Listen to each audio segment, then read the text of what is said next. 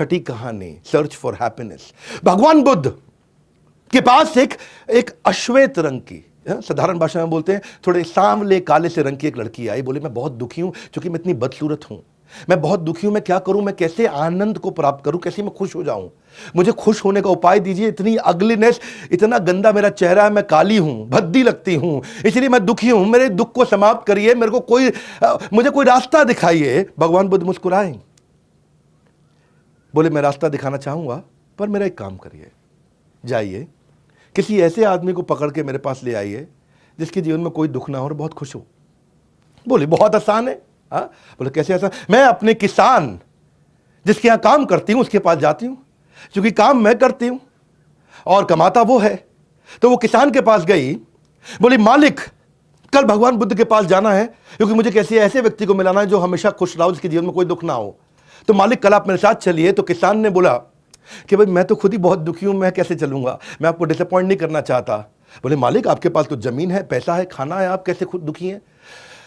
तो किसान ने जवाब दिया कि मेरे पास जमीन है, खाना है, पैसा है, लेकिन ये सब कुछ मैं जमींदार को दे देता हूं।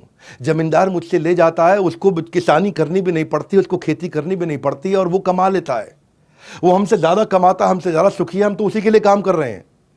तो बोली ओके नो प्रॉब्लम, मैं जमींदार के पास चली जाती हूं, वो ज्यादा सुखी है। तो जमींदार के पास जाती है और बोलती है कि भगवान आप मेरे साथ चलिए, मुझे भगवान बुद्ध के पास जाना है, किसी ऐसे व्यक्ति से मिलाना जिसके जीवन में कोई दुख ना हो। जमींदार हैरान हो गया, बोले मैं तो सबसे ज्यादा दुखी हूं। बोले आप कैसे दुखी हैं, आपके पास तो इतना पैसा, इतना रिस्पेक्ट, इतना सम्मान है। बोले मुझे दुख है और परेशानी है और टेंशन है, चोरों की, लुटेरों की, डकैतों की, हर समय मुझ पर नजर रखते हैं, रात को मैं ढंग से सो नहीं पाता। तो बोले फिर कौन है सुखी व्यक्ति? बोले असली सुखी जो मिनिस्टर है ना राजा के, वो सबसे ज्यादा सुखी हैं। उन्हें क्या करना है, वो तो हमको दंड देते हैं, हमसे टैक्स लेते हैं, हमसे सब वसूलते हैं और आराम से राजपाट का सुख भोग रहे हैं। कहती कोई बात नहीं, मिनिस्टर के पास जाती हूँ।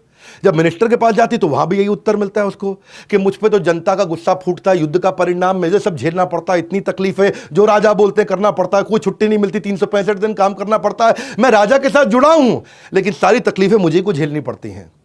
तो उसको समझ में आया कि ओ राजा राजा को कोई इंस्ट्रक्शन नहीं देता, राजा सबको इंस्ट्रक्शन देता है। तो वो सुखी होगा। जब वो राजा के पास गई तो राजा का भी वही हाल। राजा बोला नहीं मैं तो बहुत परेशान हूं। बोले तुम क्यों परेशान हो? बोले मेरे दुश्मन मेरे ही घर में रहते हैं, कब कौन मुझे मार दे पता नहीं, ना मैं सो पाता हूं, ना पीस ऑफ माइंड है। मैं तो इतना परेशान रहता हूं कि मैं कहीं अकेले भी नहीं जा सकता, मेरे साथ में इतने लोग जाने पड़ते हैं और कभी कभी मन करता है कि मैं भी अकेले में बाजार जाऊं, कुछ खाऊं पीऊं, लेकिन इतने लोगों के साथ जाना पड़ता है क्योंकि हर समय टेंशन में रहता हूं। तो वो भगवान बुद्ध के पास गई, उसने सारी कहानी सुनाई, ऐसा ऐसा हुआ।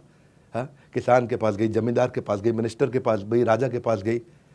तो भगवान ने बताया उनको कि यही असल में लेसन है कि आपको जो सुख मिलेगा वो कहां से मिलता है? सुसुखम कर्तुम अव्ययम। असली सुख कब मिलता है? जब राज विद्या राजगुह्यम पवित्रम इदम उत्तमम। जब आपको राज विद्या, वो सीक्रेट विद्या, वो ज्ञान आपके अंदर प्रज्वलित होता है। खुशी पाने के लिए खुद प्रयत्न करें, दूसरों पर निर्भर ना रहें। जो मनुष्य लगातार शिकायत करते रहते हैं वो कभी खुशी नहीं रह सकते। तो पवित्रमिदम उत्तमम सुसुखम कर्तुम अव्ययम, कि इतना सुख जो कभी समाप्त नहीं होगा। ये सुख बाहर नहीं मिलता, ये भीतर है।